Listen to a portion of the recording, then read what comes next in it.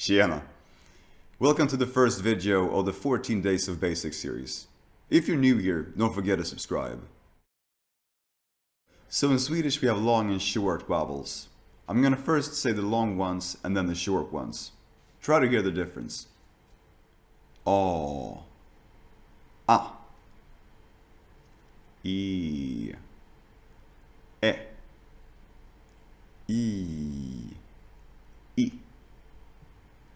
U, U, U, U, I, I, O, O, Ä, Ä, Ö, Ö.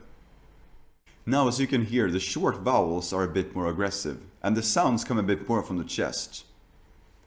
Also, we usually open our mouths a bit more while saying them. So when do we use short vowels? Here are some guidelines. Often when they come before and also after two of the same consonants. Katt, sedd, sedda, still, stilla, bott, uppe, nytt, nådd, rädda, sött. We also usually make the vowels short when we use two different consonants. Flaska, bortskämd, semlor, somna. Also we often make the vowels short when they are in the last syllable. Hyran, räkning, skärbräda, dammsugare, lagom. Otherwise, if you only see one consonant, you should usually pronounce it like a long vowel.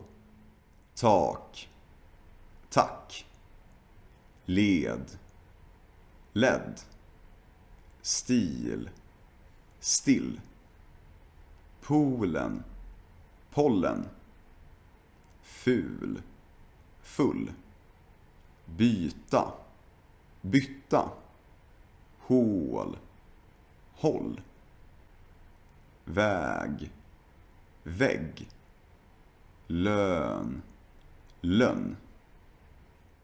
Now, record yourself saying these words and compare how it sounds. Alright, thanks for watching. See you tomorrow.